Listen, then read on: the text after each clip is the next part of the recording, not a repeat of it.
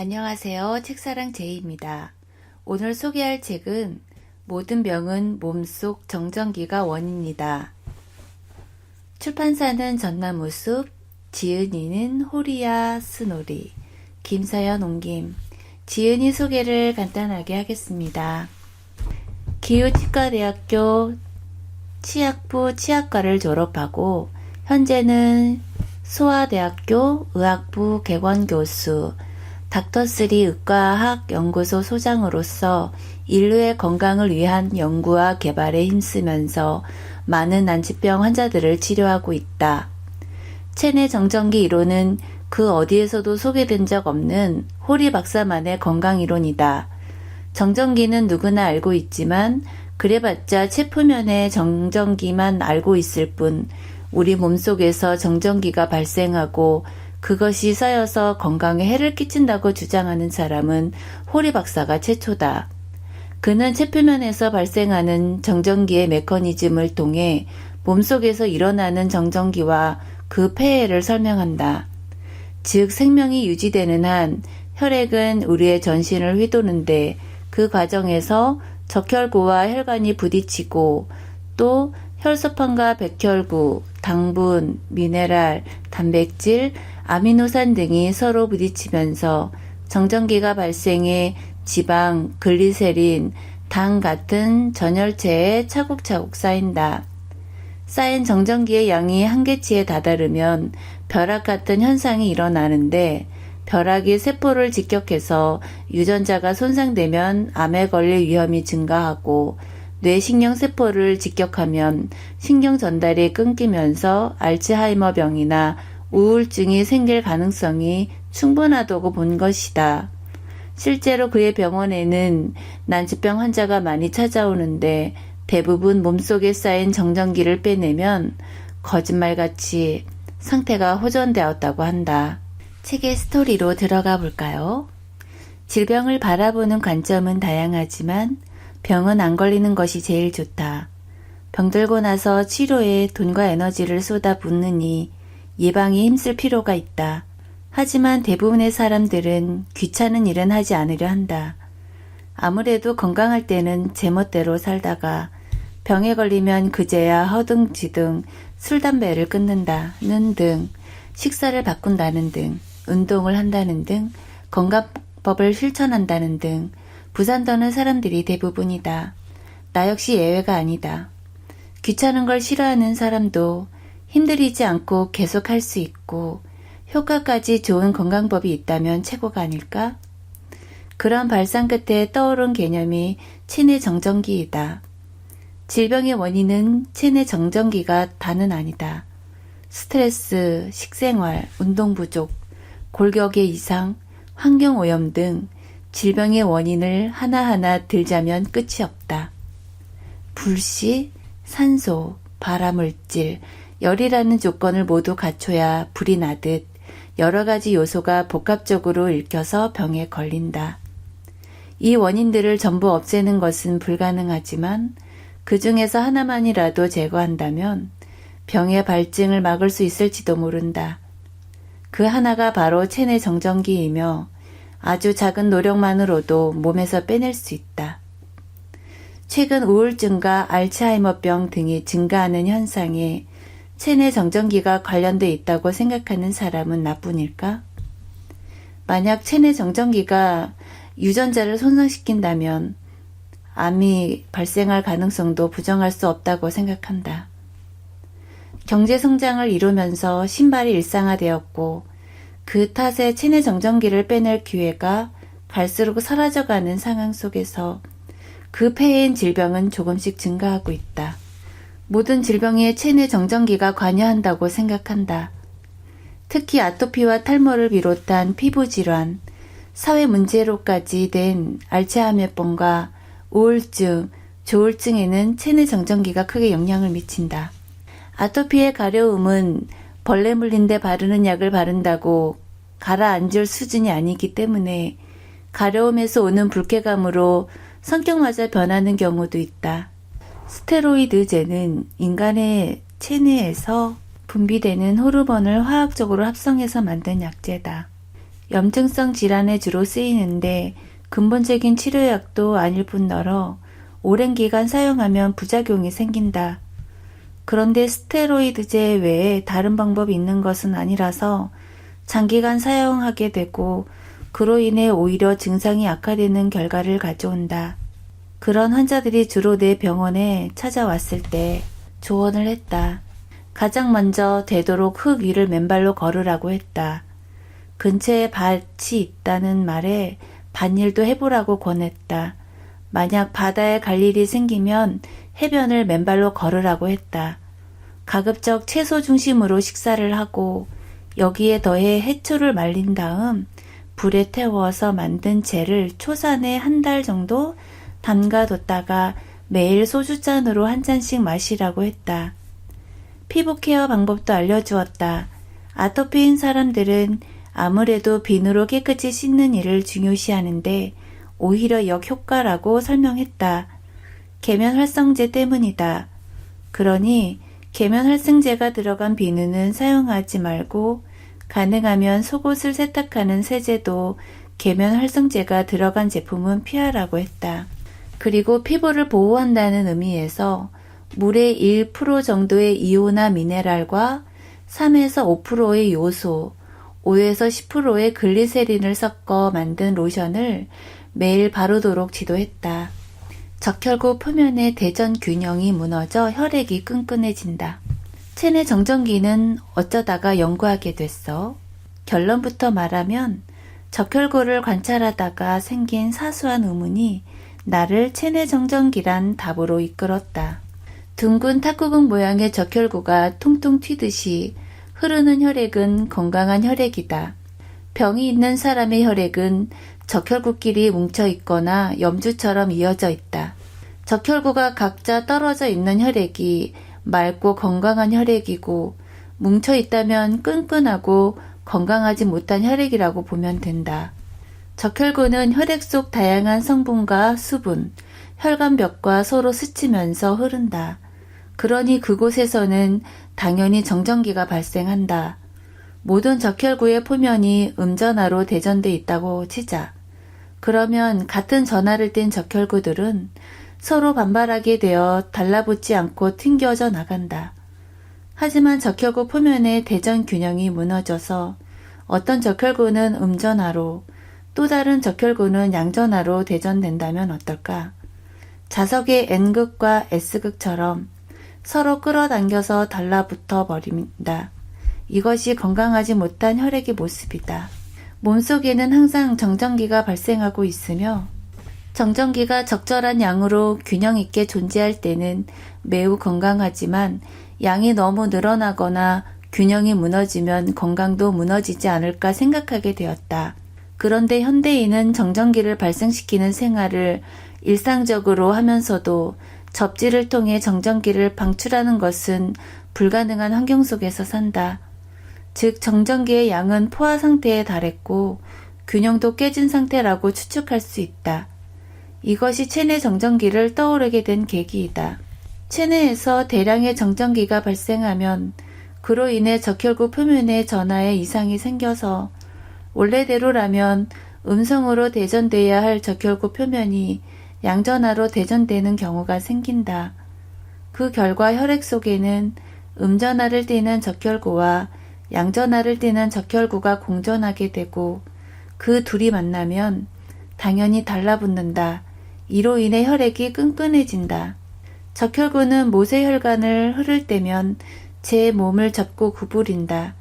그런데 적혈구가 두셋씩 달라붙어 있으면 모세혈관을 통과하지 못하고 혈관을 막아버린다. 혹은 혈관벽에 달라붙는 경우도 생긴다. 자기들끼리 뭉쳐있는 적혈구는 혈류의 악화를 초래한다.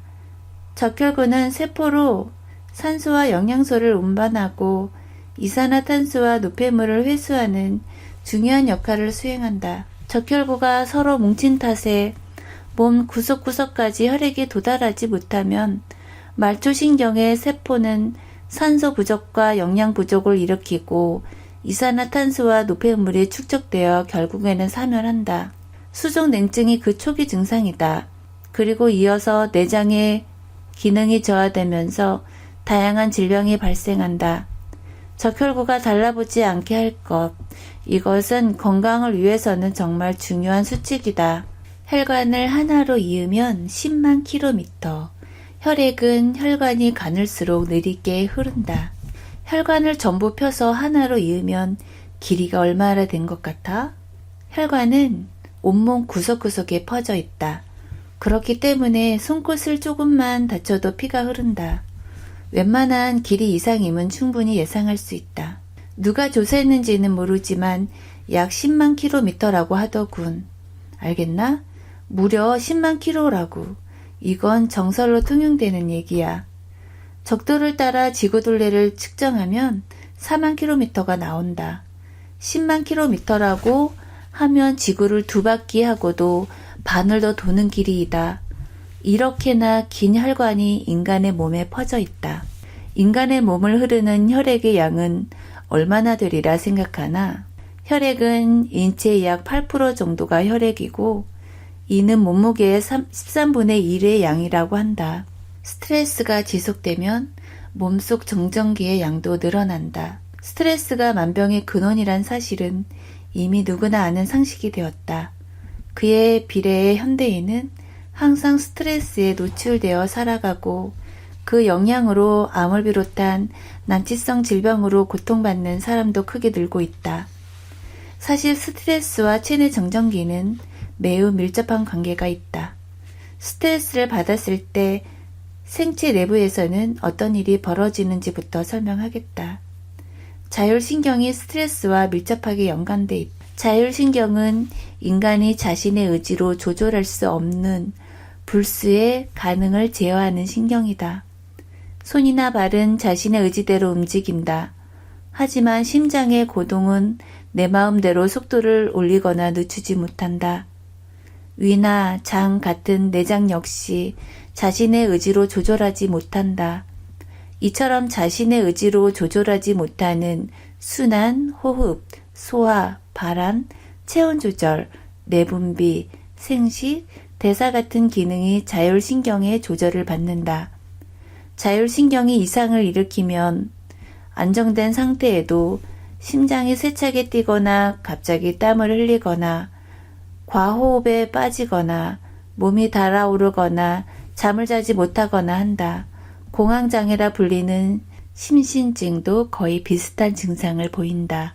자율신경에는 교감신경과 부교감신경이 있다. 교감신경은 몸을 흥분시킨다. 반대로 부교감신경은 이완 상태를 만든다. 스트레스를 받으면 긴장 상태가 되는데 이때는 교감신경이 우위에 선다. 교감신경이 우위에 서면 심박수가 증가하고 호흡이 얕고 빨라지며 혈압이 올라가고 근육이 긴장한다. 산속을 걷다가 곰과 마주친 장면을 상상해보자. 엄청난 스트레스 상황이다. 이때 심장은 쿵쿵쿵 뛰고 호흡은 빨라진다. 공포로 머리카락이 쭈뼛 선다. 싸우거나 도망칠 태세를 갖추기 위함이다. 한편 부교감신경의 예로는 온천에 들어간 사람들이 휴 하고 길게 숨을 내쉬는 모습을 떠올리면 된다. 심박도 느껴지고 잠이 솔솔 온다. 이때가 부교감신경이 우위에 선 이완 상태이다. 우리 몸은 아침에 눈을 뜨면 교감신경도 같이 깨어나 긴장감 속에 일을 하고 저녁부터 밤 동안에는 부교감신경의 영향을 받아 잠들 준비를 한다. 스트레스를 받으면 혈관이 수축되면서 혈압이 올라간다. 마당에 물을 뿌리면서 호스 끝을 꽉 눌러주면 세찬 기세로 물줄기가 쭉 뻗는다. 스트레스를 받았을 때의 혈관은 꽉 쥔 호수 상태라고 보면 된다. 흐름이 거세진다. 유속이 빨라지면 운동 에너지도 커지는 원리는 앞에서 설명한 대로다.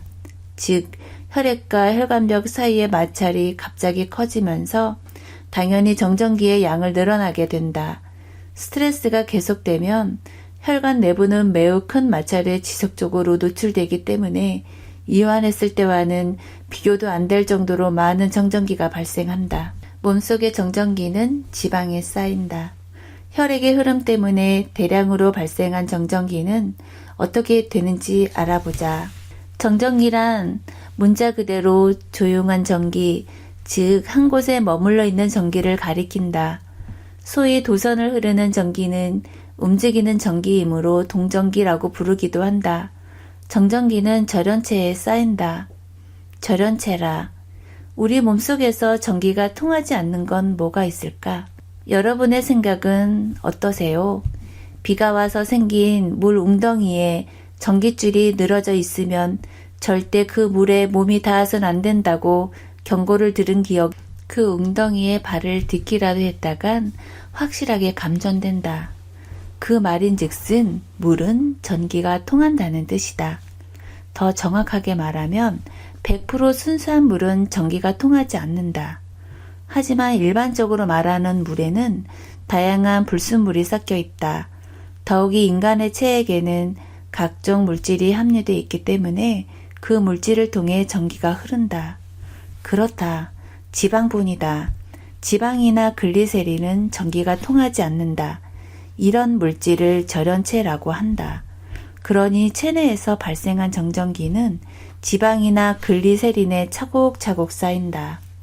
배 주위의 지방, 특히 내장에 쌓인 지방은 매우 위험하다. 그러니까 대사증후군을 조심하라는 말이지, 정전기가 복부지방에 잔뜩 쌓이니까 지금까지 대사증후군이 왜 나쁘다는 건지 몰랐는데 이제 알겠어. 대사증후군인 사람은 일반적으로 체중도 꽤 나가기 때문에 심장에서 내보내는 혈액의 양도 많아져서 운동 에너지가 커진다. 즉, 정전기 자체의 발생량도 늘어나는 데다 지방에 잔뜩 쌓이기까지 한다. 몸에 좋을 리 없다. 정전기가 몸속에서 아무리 많이 발생해도 그때마다 몸 밖으로 흘려내보내기만 한다면 큰 문제는 없다. 문제는 정전기가 축적될 때다. 다시 말하자면 정전기는 지방이나 글리세린에 쌓인다. 지방은 배 주변을 비롯해 우리 몸 전체에 존재한다.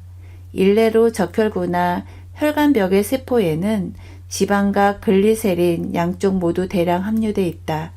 혈류 때문에 생긴 정전기는 접지나 미네랄로 중화되지 않는 한 적혈구의 세포막과 혈관벽에 차곡차곡 쌓인다. 부종은 정전기가 쌓여서 생기는 현상이다. 부종은 다양한 질병이 숨어 있거나 혹은 질병이 나타나는 원인이 되기 때문에 주의가 필요하다. 몸속에 쌓인 정전기를 빼면 붓기가 빠지면서 불과 몇십 초 만에 작아진 얼굴을 확인할 수 있다. 얼굴이 작아지는 약품도 있는데 약품을 쓸 경우 피부가 방어벽으로 작용하기 때문에 아무리 분자량이 작다 해도 몇십 초 만에 체내로 들어가는 일은 불가능하다. 피부의 조직은 그림에서 보듯이 겹겹의 구조로 돼 있어 바이러스나 세균 같은 자극이 체내로 들어오지 못하도록 방어하기 때문이다. 하지만 정전기는 전기라서 적절한 방법만 쓴다면 순식간에 제거할 수 있다. 그래서 혈관이나 그 주위에 쌓인 정전기를 제거하면 놀랄 정도로 얼굴이 작아진다. 작은 얼굴을 원한다면 화장품을 바르는 방향에도 신경 써야 한다. 모든 화장품은 신경 전달 방향을 따라 바르는 것이 바람직하다. 신경 전달 방향을 중시하는 이유는 신경세포는 전류로 근육을 움직이는데 이 흐름에 거스르지 않고 화장품을 바르면 전류가 원활히 흐르게 되고 그 결과 근육에 탄력이 생겨서 피부를 꽉 조여주기 때문이다. 신경 전달은 뇌를 기점으로 몸의 앞쪽을 지나 전신으로 뻗어나가며 뇌의 명령대로 몸을 움직이고 몸의 등 쪽을 통해 뇌로 되돌아온다. 즉 앞면은 위에서 아래로 전류가 흐른다. 중력을 거슬러서 안에서 바깥쪽으로, 아래에서 위로 쓸어올리는 하장법을 정석으로 받아들이는 여성들이 많은데 이는 잘못된 방법이다. 중력은 24시간 내내 작용하기 때문에 늘어진 피부를 축혀 올리고 조이려면 마지막으로는 매우 어렵고 무리가 따른다. 물분자는 양극과 음극을 갖고 있지. 산소와 수소가 결합하면 물이 되는데 물은 알면 알수록 신기한 물질이다.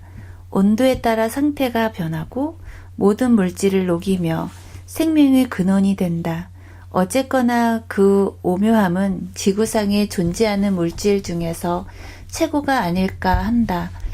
물의 불가사의는 산소와 수소가 결합한 각도에서 나온다고 나는 생각한다. 이 절묘한 각도 때문에 인체 내에서도 양극과 음극을 띠고서 다양한 영향을 미친다. 뇌는 가장 혈류가 많은 부위이며 심장 근처는 혈액을 드나드는 장소라서 혈액의 흐름도 빠를 때니 정전기도 가장 많이 일어난다. 이런 곳에 부종이 생겨서 혈관이 좁아지거나 막힌다면 뇌경색, 협심증, 심근경색이 일어난다 해도 이상한 일이 아니다. 좁고 불편한 자리에 오래 앉아 있어서 생기는 이코노미 클래스 증후군도 체내 정전기가 쌓인다, 부종, 혈류가 나빠진다 의 과정을 거쳐 일어난다. 목숨이 걸린 중차대한 사건으로 발전하는 경우도 있으니 예방이 중요하다. 수분을 많이 섭취하고 요일을 느끼면 화장실에 가는 방법이 제일 좋다. 발끝을 움직이거나 고관절을 주무르는 방법도 효과적이다. 물을 마시면 오히려 더 붓지 않을까? 몸이 부으면 사람들은 수분을 줄여서 부종을 해소하려고 하는데 이는 오히려 역효과를 내는 방법이다. 수분을 섭취량이 적으면 체내의 생리적 수분 농도가 진해지고 그 농도가 0.8에서 0.9%를 넘으면 생명이 위험에 처한다. 이렇게 농도가 진한 혈액을 순환시킬 수는 없는 노릇이니 인간의 몸은 농도가 진한 혈액이 심장으로 유입되지 않도록 정맥 판막을 닫아 흐름을 막기 때문에 발에 그 끈적끈적한 혈액이 고인다. 몸에는 지켜야 할 장소가 우선순위가 있는데 발은 우선순위가 낮기 때문에 몸에 독성 있는 물질을 그곳으로 몰아넣는다. 즉 물을 마시지 않으면 농도가 진한 혈액이 다리 쪽에 고이는데 이것이 부종의 원인이기도 하다. 동맥경화도 체내 정전기가 축적되어 생긴다. 체내 정전기는 혈관 자체도 나빠지게 만든다. 동맥경화가 진행된다는 뜻이다. 우리의 몸은 어느 부위든 혈액에서 영양을 공급받는다. 그러므로 혈액의 성상이 나빠지면 각 장기는 건강을 잃고 몸은 병에 걸린다. 사람은 동맥과 함께 나이를 먹는다라는 말이 있듯이 건강하게 장수하기 위해서는 혈관의 건강이 중요하다.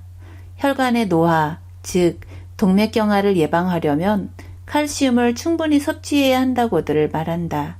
동맥경화는 칼슘으로 시작해서 칼슘으로 끝난다 라는 말이 있는데 내 생각에 동맥경화는 체내 정전기로 시작해서 체내 정전기로 끝난다고 해야 맞지 않나 싶다. 일반적으로 동맥경화는 콜레스테롤을 과잉 섭취해서 생긴다고 알려져 있다. 하지만 내 생각은 다르다. 혈관 내막과 증막 사이에는 내탄성판이 있는데 이곳에서 콜레스테롤의 진입을 튕겨낸다. 그리고 대략 5세 무렵부터 동맥벽에 조금씩 칼슘이 침입하기 시작하고 나이가 들수록 혈관의 칼슘 양도 갈수록 증가한다. 내탄성판을 비롯해서 혈관에 탄성을 제공하는 물질이 엘라스틴인데 여기에 칼슘이 침착되면서 탄성을 잃어버린다. 즉 동맥경화는 콜레스테롤이 많아서 걸린다기보다는 애초에 정전기 때문에 끌려온 칼슘이 마중물 역할을 해서 콜레스테롤을 진입시킨다고 보는 편이 옳다. 혈관벽에 쌓인 정전기는 칼슘을 끌어당겨서 동맥경화의 원인이 될 뿐만 아니라 시알산의 작용을 방해해서 치매와 같은 질병의 원인이 되는 등 이중의 악영향을 끼친다. 간수, 마그네슘으로 협심증과 심근경색을 예방한다. 동맥경화가 있는 사람은 협심증이나 심근경색을 걱정한다. 협심증과 심근경색은 심장이 혈액을 공급하는 혈관인 관상동맥이 좁아지거나 부분적으로 막혔을 때 일어나는데 심장이 위험하다는 경고이기도 하다. 그러므로 조짐이 보였을 때 큰일로 번지지 않도록 협심증 단계에서 대책을 세워둘 필요가 있다. 협심증과 심근경색은 세계의 관상동맥 중 어느 하나라도 60% 이상 막힌 상태에서 육체적으로 과도한 작업을 하거나 스트레스를 받거나 과식을 하는 등 심장의 박동이 갑자기 늘어나면서 발생한다. 이때 심근은 좁아진 혈관이 운반할 수 있는 양 이상의 영양분과 산소를 필요로 하기 때문에 결국 혈액 부족에 빠져 협심증 혹은 심근경색 발작을 일으키는 것이다. 그러니 과도한 작업이나 과식 등 심장의 박동이 늘어나는 활동을 한 뒤에는 심근이 필요로 하는 영양과 산소가 충분히 공급될 때까지 휴식을 취해야 한다. 또 하나 정말 무서운 상황은 자고 있을 때 협심증이나 심근경색 발작이 일어나는 것이다. 이는 관상동맥의 경련 탓에 동맥이 일시적으로 막히면서 발생하는데 혈액 공급이 중단되기 때문에 통증을 느낀다. 이런 발작은 동맥경화가 없는 사람에게도 나타난다고 하니 누구나 돌연사할 가능성이 있다고 할 수 있다. 이럴 때는 어떻게 대처하면 좋을까? 황산 마그네슘 주사를 놓으면 발작은 1, 2분이면 진정된다. 관상동맥의 발작은 관상동맥 부근의 조직이나 혈중에 마그네슘이 부족해 일어나기 때문이다. 여기에 협심증과 심근경색을 예방하는 힌트가 있다. 황산 마그네슘이나 염화 마그네슘은 쉽게 말해서 간수다. 간수라는 말에 두부를 연상하는 사람도 많을 것이다. 간수에는 단백질을 응고시키는 작용이 있다. 그래서 두부를 굳힐 때처럼 우리 몸도 응고시킨다고 해서 건강에 나쁘다는 견해도 있다. 하지만 나는 단백질을 응고시킨다는 단점을 감수하고서라도 관상동맥의 경련을 방지하는 것이 더 중요하다고 생각한다. 적당한 운동과 함께 이온화된 마그네슘을 섭취하면 협심증과 심근경색의 40%는 진행을 늦추거나 회복시킬 수 있다. 마그네슘은 미네랄이다. 미네랄 섭취는 체내 정전기를 제거한다는 점에서도 매우 중요하다. 미네랄이 왜 중요한가 하면 체내로 들어온 미네랄은 물에 녹아 이온화되는데 바로 이 이온화 미네랄이 정전기를 중화시키기 때문이다.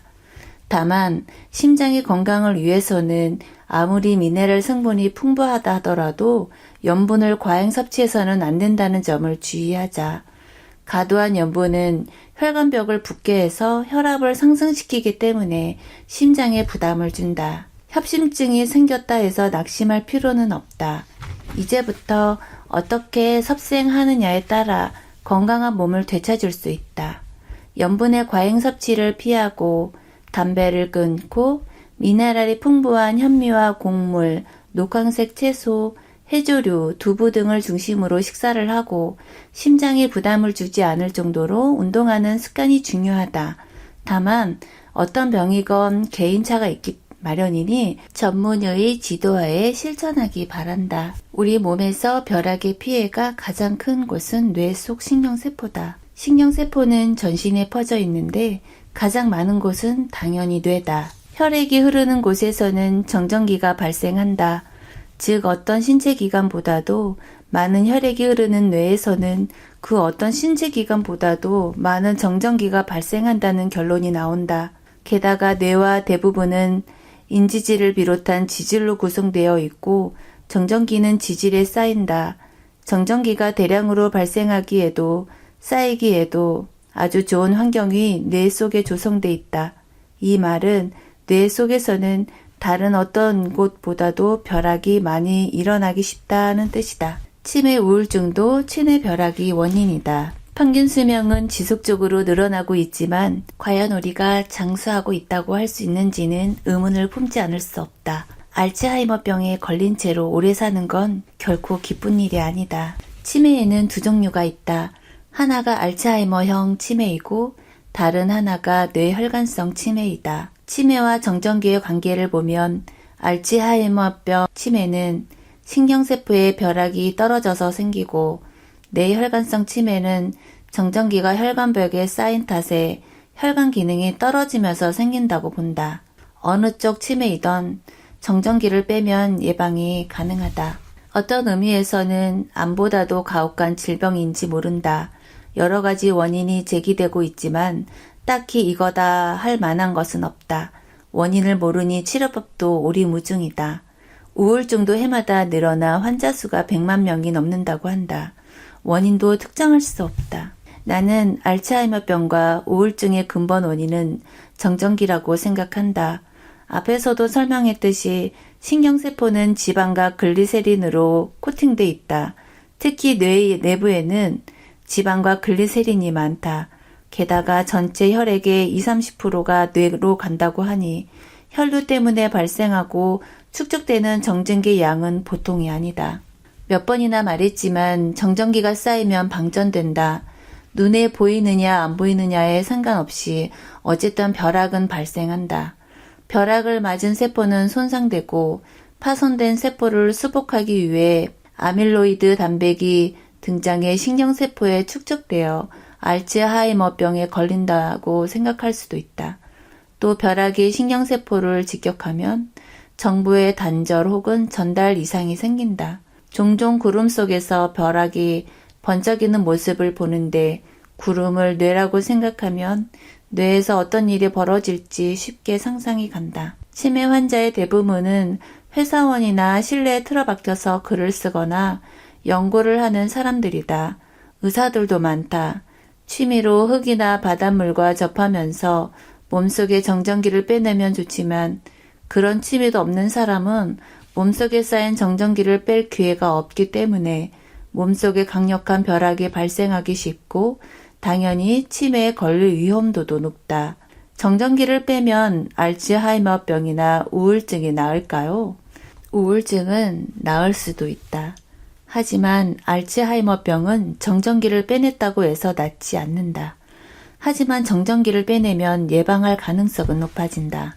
알츠하이머병은 피하고 싶은 사람은 예방을 위해서, 알츠하이머병이란 진단을 받은 사람은 진행을 늦추기 위해서 반드시 정전기를 빼는 습관을 몸에 익혀야 한다. 몸속 정전기를 빼는 7가지 생활수칙을 알려드리겠습니다. 생활수칙 1. 누워있는 시간이 길수록 체내 정전기의 양도 늘어난다. 병이 나면 누구나 일단 눕는다. 몸을 쉬게 한다는 의미에서는 누워서 쉬거나 자는 것도 나쁘지 않지만 내리 잠만 자는 것은 곤란하다. 왜냐하면 이불 위에 누워있는 것은 몸을 절연된 상태로 만들어 체내 정전기를 빼낼 도리가 없게 만들기 때문이다. 오히려 밖으로 나가 걸어야 한다. 그러면 무심코 흙도 만지게 되고 접지된 무언가에 손이 닿든가 해서 정전기를 빼낼 기회가 마주칠지도 모른다. 하나 더 덧붙이면 수면 시간이 너무 길면 알츠하이머병, 우울증에 걸리기 쉽다. 먼저 소금을 엄지와 검지로 집어서 먹고 물을 마신 다음 힘들더라도 밖으로 나가서 흙을 만지고 와. 그리고 다시 자고 잠에서 깨면 또 소금 조금에 물 한 잔, 그리고 흙을 만지러 나갔다 오기. 체내 정전기의 균형을 잡아주는 소금까지 섞어 마시고 체표 정전기와 함께 접지시킨다면 건강이 회복되리라고 생각하는 것이다. 소금을 첨가했다는 점에 주목해야 한다. 소금에는 미네랄이 다량 함유돼 있어서 소금을 먹으면 체내 정전기가 중화된다. 중요한 영양과 휴식에서 그치지 않고 체내 정전기까지 빼낼 수 있는 것이다. 다만 협심증이나 심근경색의 예방을 위해서는 염분 섭취가 그다지 바람직하지 않다는 점은 기억해둘 필요가 있다. 생활수칙 2. 잘 때는 머리를 북쪽에 두고 눕는다. 죽는 자들이 북쪽으로 머리를 둔다는 얘기가 있지만 그것은 예로부터 내려오는 전설이나 다름없을 뿐, 체내 정전기 이론에서 보면 북쪽으로 머리를 두고 잘 때가 제일 건강에 좋다. 지구는 거대한 자석이다. 방해 자석에서 N극이 북쪽, S극이 남쪽을 가리키는 이유는 지구의 북쪽이 S극이고 남극이 N극이기 때문이다. 자석은 같은 극끼리는 서로 반발하고 다른 극은 끌어당긴다고 초등학교 때 배운다. 지구도 자석이기 때문에 우리는 방위 자석을 보고 지구의 방향을 알 수 있는 것이다. 지구는 자석이기에 자기력선은 N극에서 S극, 즉 남극에서 북극으로 향한다. 우리는 자는 것은 그런 자기력선상에 몸을 누이는 것이다. 그리고 우리 몸속에서는 혈액이 흐른다. 자기력선 위를 혈류가 가로지르면 그곳에서 전기가 발생한다. 더 자세히 설명하면 양이온이 흐르면 그 주변의 시계 방향으로 자기력선이 발생하고 음이온이 흐르면 시계 반대 방향의 자기력선이 발생한다. 지구의 자기력선과 혈로로 발생한 자기력선 사이의 방향 관계를 보면 동서방향으로 놓으면 혈관 내에서 이온의 편향이 생기게 된다. 이것이 플레밍의 법칙이다. 이러한 이론들을 생각할 때 머리를 북쪽으로 두고 잘 때 정전기가 가장 적게 발생한다는 결론이 나온다. 자석에도 부작용이 있다는 사실을 알아두는 편이 좋다. 자석을 장기간 사용하면 혈류의 전기 분해를 조장하기 때문에 되도록 장기간 사용하는 것은 피하는 편이 좋다. 그리고 동양의학에서 말하는 허체질과 실체질의 차이를 정확히 알고서 사용할 필요가 있다. 참고로 자석 반창고는 에너지가 부족한 허체질의 사람에게는 매우 효과적이지만 에너지가 충분한 사람에게는 역효과가 난다. 자석은 혈액을 분해하기 때문에 내 경험에서 보면 자석은 3일 이상은 사용하지 않는 편이 좋다. 생활수칙 3. 땅에 손을 대기만 해도 몸속 정전기가 빠져나간다. 정전기 빼는 법은 알고 보면 별로 어렵지 않다. 우선 맨발로 흙 위를 걷는 방법이 있다. 옛날에는 집신을 신고 길을 걸어 다녔다. 맨발로 흙을 밟고 풀을 밟으면 자연스럽게 몸속에 정전기가 빠져나간다. 그러다가 신발을 신게 되면서 정전기가 빠져나가지 못하게 되었다. 건강해지고 싶다면 신발을 벗고 맨발로 흙을 밟고 다니자. 건강은 맨발에서 시작된다. 바닷물이 밀려오는 해변이면 더더욱 좋다. 바닷물에 젖은 모래사장을 걸으면 정전기가 제일 잘 빠져나간다. 밭일을 하거나 정원을 가꾸는 방법도 효과적이다. 밖에서 흙을 주무르다 보면 기분도 개운해진다. 낚시도 좋다. 바닷물에 손을 담그고 바위나 흙을 만지다 보면 자연스럽게 정전기가 빠져나간다. 물론 해수욕도 효과가 좋다. 다만 아토피 환자들은 바닷물이 자극적일 수 있으니 증상이 어느 정도 가라앉을 때까지 파도 치는 해변에서 노는 정도로 참는 편이 좋다. 단독주택에는 보통 마당이 딸려 있다. 아파트라면 화단이나 단지 내 공원처럼 흙이 드러난 곳이 있다. 그것을 미리 알아두고 아침 저녁으로 들러 흙을 토닥토닥 손으로 두드리자. 그 행동만으로도 접지되어 몸속 정전기는 빠져나간다. 할 수만 있다면 소금물을 뿌려서 젖은 흙 표면을 만지면 더 효과적이다. 손은 지저분해지겠지만 건강을 원한다면 이 정도 노력은 필요하지 않을까? 거리를 걷다가도 흙을 발견하면 그 자리에서 접지한다. 이런 습관을 들이면 정전기가 방출돼 몸속에서 벼락이 치는 일도 줄어든다. 건강에는 습관이 제일 중요하다.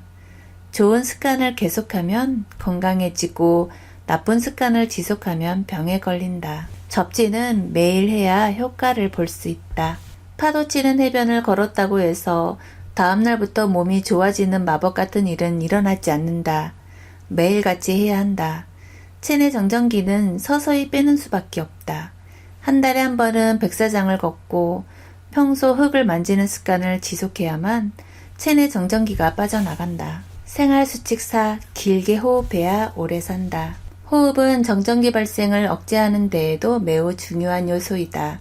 그러므로 긴 호흡을 하려면 먼저 내쉬는 숨에 의식을 쏟으면서 천천히 내뱉는다. 숨을 다 내뱉으면 이번에는 알아서 산소가 들어와 느긋한 리듬으로 들이마실 수 있게 된다. 반대로 들이쉬는 숨에 의식을 집중하면 호흡은 짧고 얇아지기 쉽다. 내쉬는 숨에 의식을 집중해서 내뱉은 후 들이마시는 호흡을 한다면 그것만으로도 수명은 제법 늘어날 것이다. 생활수칙 5. 입 호흡은 이제 그만 코로 숨쉬자. 인간은 유일하게 입으로 호흡할 수 있는 동물이다.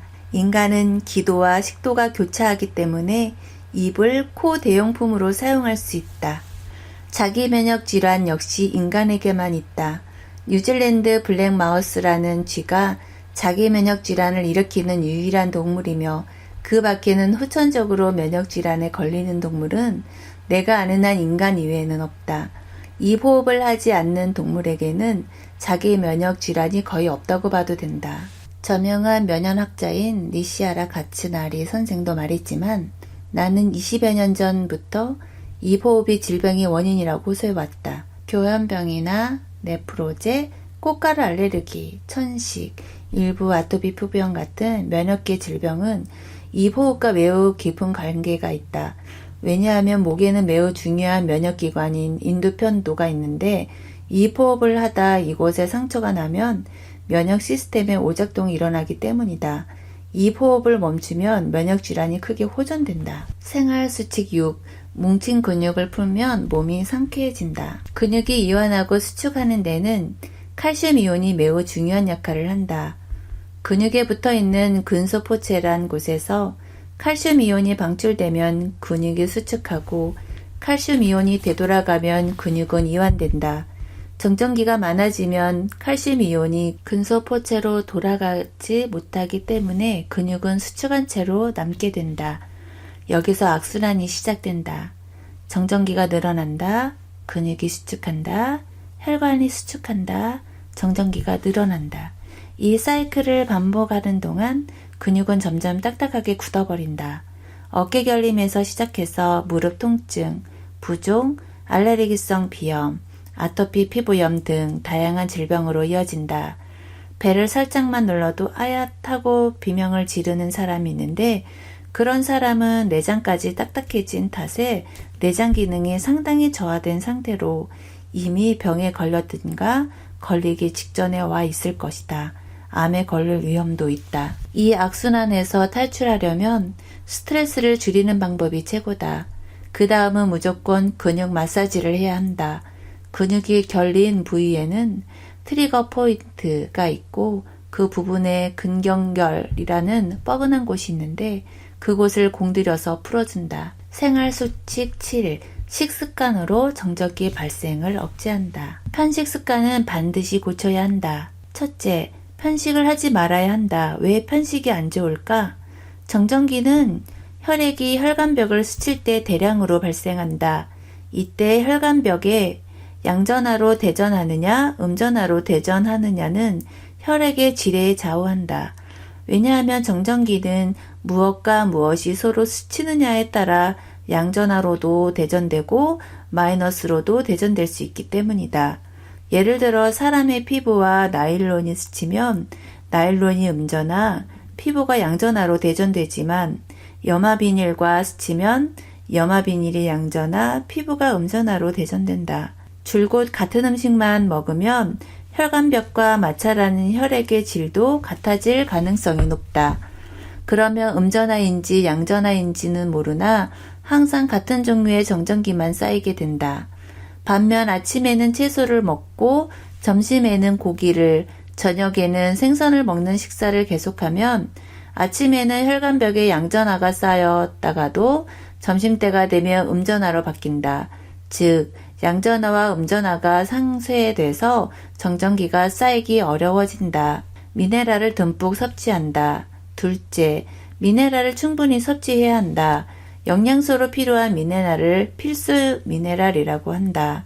양이온에는 칼슘, 인, 칼륨, 나트륨, 마그네슘, 아연, 크롬, 코발트, 셀렌, 철, 구리, 망간, 몰리브덴, 요오드, 음이온은 유황, 염소 등이 있습니다. 미네랄은 우리 몸속에서 다양한 작용을 한다. 그것도 서로 기량하거나 도우면서 작용한다. 일례로 아연은 각종 효소의 생성, 혈중 콜레스테롤 양의 조절, 세포와 생식기의 발달, 단백질 합성과 생명활동, 유해 미네랄의 해독과 활성산소의 제거 작용을 하며 결핍되면 피부 장애와 미각 장애가 나타난다. 유황은 아미노산과 비타민 B1, 털, 손톱, 피부 등의 구성 요소이다. 마그네슘은 신경기능의 유지와 뼈와 간, 근육, 피부에 필요하다. 부족하면 고혈압이나 당뇨병, 심장질환 같은 생활습관병에 걸리기 쉬우며 유황과 함께 유해 미네랄의 해독에 효과적이다. 철은 약 70%가 헤모글로빈의 형태로 적혈구 속에 존재하는데 산소의 운반과 세포 호흡, 에너지 대사, 수많은 효소의 형성에 관여한다. 모든 병태, 모든 병폐, 모든 질병을 파고들면 미네랄 결핍이라는 원인에 도달한다고 라이너스 폴링 박사는 말했다. 그 정도로 미네랄은 중요하다. 그러면 이온, 미네랄, 정전기는 어떤 관계가 있을까? 미네랄은 혈액 속으로 들어가면 이온화한다. 이것이 전해질이며 전해질은 전기를 통과시킨다. 전기를 통과시키지 않는 포도당이나 요소는 비전해질이라고 한다. 혈관 속의 정전기가 늘어나면 적혈구의 표면에서 전하의 균형이 무너지기 때문에 적혈구끼리 달라붙어 혈액의 상태가 나빠진다. 그리고 그 영향으로 병에 걸린다. 혈관벽에 정전기가 쌓이면 그곳에 물 분자가 달라붙어서 혈관이 좁아지거나 혈관의 수가 줄어 부종의 원인이 된다는 이야기도 했었다. 하지만 적당량의 미네랄을 섭취하면 이온화된 미네랄이 정전기를 중화시킨다. 그 영향으로 뭉쳐있던 적혈구가 서로 떨어지고 혈관벽에 달라붙었던 물 분자도 혈류를 타고 흘러가 버린다. 체내 정전기를 제거하는 가장 효과적인 방법은 미네랄을 섭취하는 것이다. 현미밥에 신선한 채소와 해조류, 어패류, 된장과 각종 절임 식품으로 구성된 식사를 하면 미네랄을 풍부하게 섭취할 수 있다. 네, 본문 소개는 여기까지 하겠습니다. 저는 북쪽으로 자기 위해서 나침반 앱을 다운받아 북쪽을 찾아보았어요. 그리고 자뇌형 인간이 알츠하이머 병에 걸리기 쉽다고 하여서 테스트를 해보았습니다. 여러분도 따라해보세요. 일단 먼 곳에 기준을 삼고 한쪽 손으로 검지를 세운 후 오른쪽 눈을 감고 보았을 때 중심을 벗어나면 좌뇌형이고요. 왼쪽 눈을 감고 보았을 때 중심에서 벗어나면 우뇌형이에요. 저는 안타깝게 좌뇌형이더군요. 어쩐지 기억력 감퇴가 심해지는 것 같았어요.